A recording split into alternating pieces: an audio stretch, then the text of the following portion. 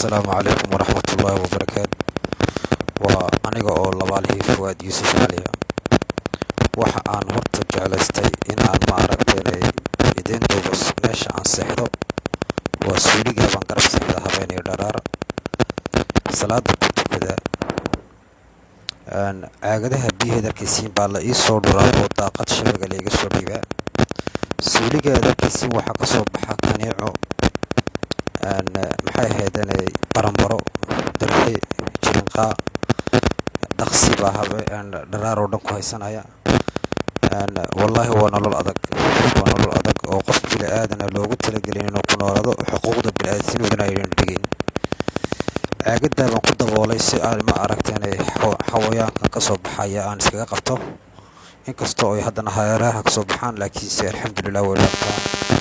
Maanta ay bishu tahay 2, waxaan marayaa 2 bilood baan maanta ay ku dhowdahay kaan anoo maxbuus ahay oo la soo qabtay iyo ku dhowaanaysa. Waxa aan jeclaystay shabeegga daaqadda laga soo dhiibo inaan tuso. Waa ka shabeeggaas weji, ilbaabkii shabeegga daaqaddaa baa laga soo dhiibaa. Marka waxaan walaalahay u jeclahay inaan horta raggii aniga khaayimay ugu horeeya ninka walaalkay xaggaa ku bartay ee Barkhad Cali Cudum la yiraahdo. Waan ku saamaxay walaal, waan ku saamaxay. Waa iska dhibaataysan tahay, dhibaato badan baa ku haysata. Waan ku saamaxay walaal. Anoo taa ka gudbaya waxaan horta walaal doonayaa inaan sheego.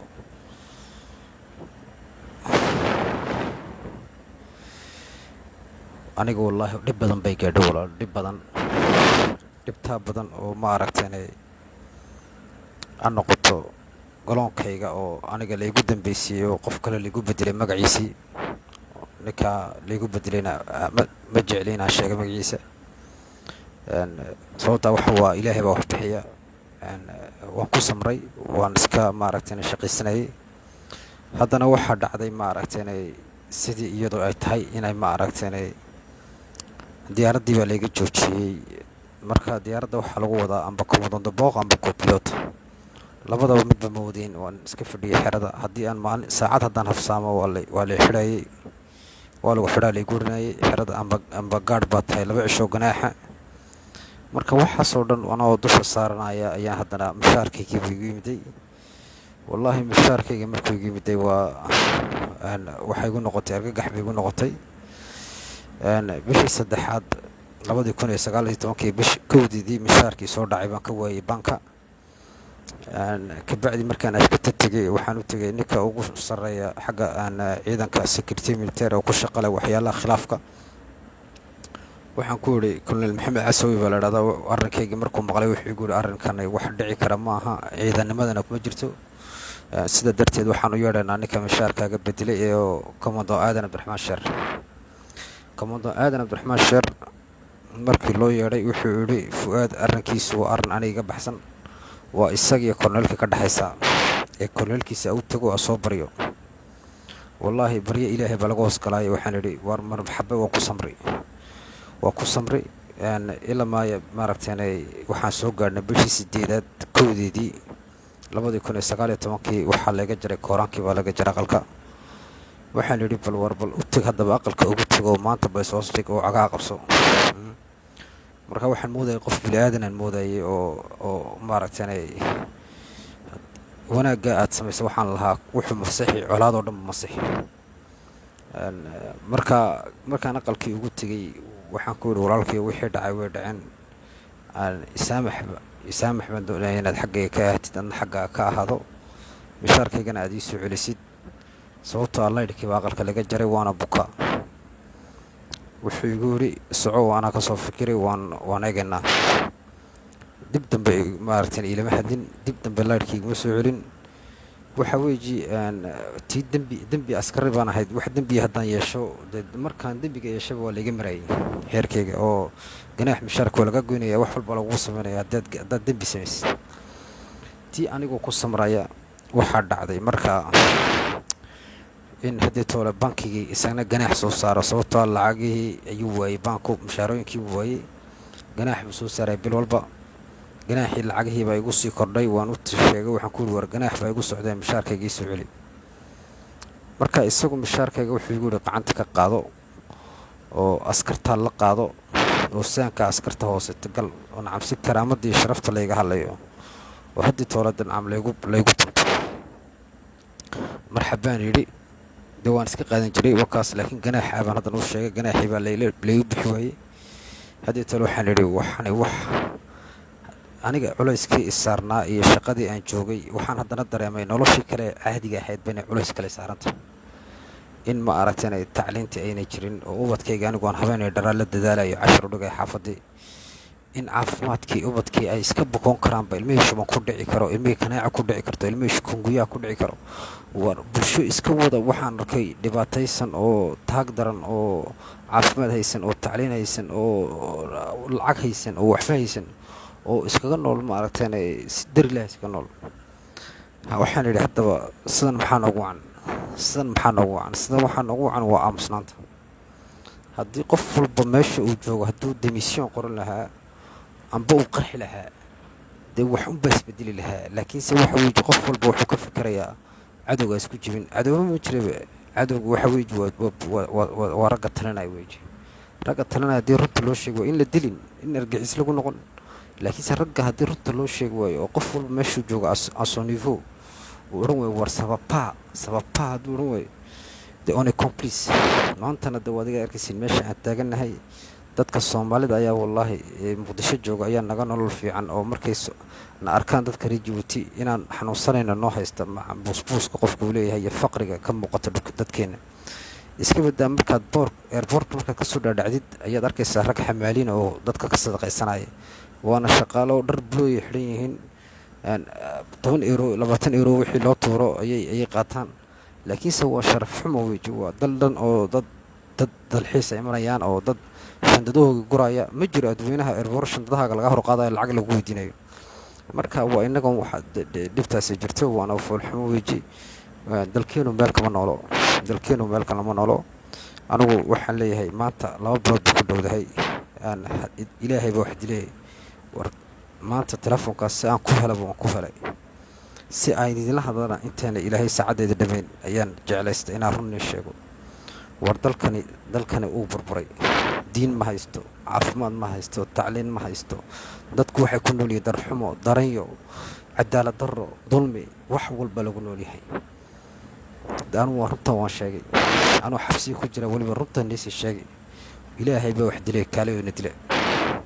ilaahay baa wax dilay. haddaad wax dishiin kaalayo halkaa igu dhex imaado anii dila. sababtaa ma doonaysin inaad wax bedeshiin. waxa aad doonaysin mar waliba ummadda inaad isku dirtiin, ummadda inaad khilaaf ka dhexdhaliseen.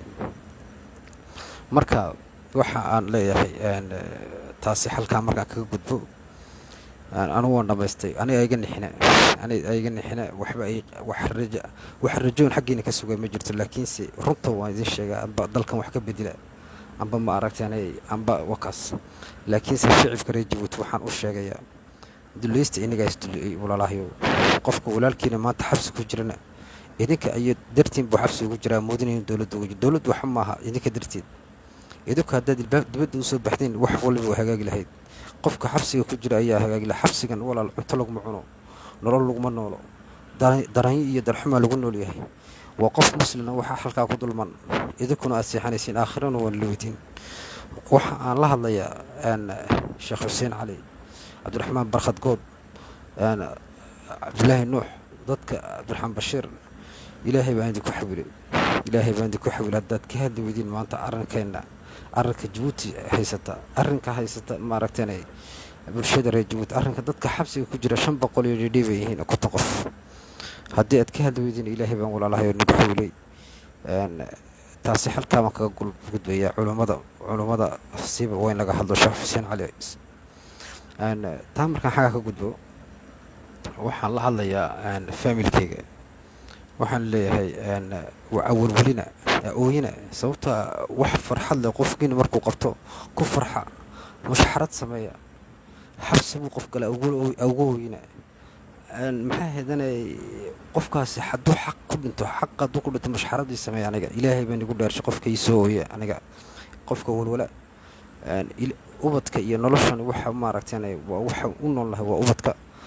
maanta ninka barjeenaya ee ubadkiisii tacliin haysan, een caafimaad haysan, ee reerkiisii nolol haysan, aakhiro waa la weydiin doonaa. marka war maanta waxaan leeyahay anigu waajibkaygaan gutay, waajibka saxaan gutay, waajib raganimalaan gutay, waajib aakhirana lagu faa'iidayo adduunyana lagu faa'iidaan gutay. marka ooyinaya iyo masxarada shicibka reer Jabuuti waxaan leeyahay ilaahay idin qabto. anigu wax aan naga qarshay ma jirto. waxaan idin huri karayo oo dhanba waa idin horay, shaqadeydii baan idin furay si aan maanta wax u bedeli karno oo idinkana wax aad uga faa'iidaysan kartiin. sababtoo ah maanta faqri baad ku wada nooshihiin, 80% baad faqri ugu wada nooshihiin, iyo shoombeerinimo iyo daranyo iyo darxumo. marka dadka waxaasoo dhanba inay wax iska bedelaan weeji.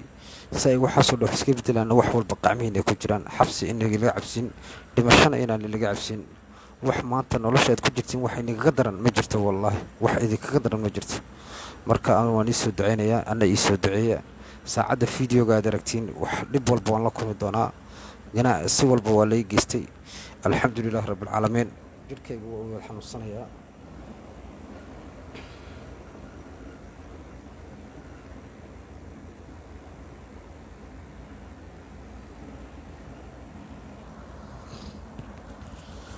waa kaa walaal, wax alla waxaan idinka reeba ma jirto.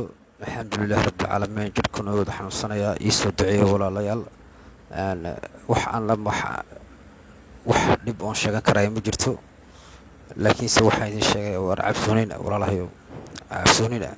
tan aad ku jirtiin baa wallaahi idinkaga daran haddaad maanta xornimo ku hadashiin.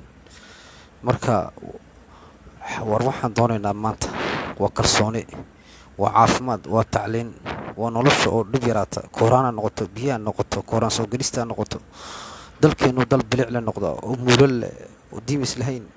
waxaasoo dhan baan doonaynaa. dalkoo xisaab yeesha, kii ku furan wax xada la xisaabiyo, wax walba informatiisi laga dhigo, dhalinyarta adduunka loo wada yeedho. wixii informatig taqaanta kilaabiis waa fasil. islaanta casaamo joogta ee casaama maanta xeerka qoyska imanaysa maxkamadda usoo dhadhacaysa, waa inay maxkamad ka hesho cali sabiix. maxkamad waa inay ku taala tajuro ubuk. waa inaan meel walba laga helo district lagu samayn karo adresaas wax walba. waa inaan nolosha dhib yarayno. taana inagun baan samayn karayna walaalahayo.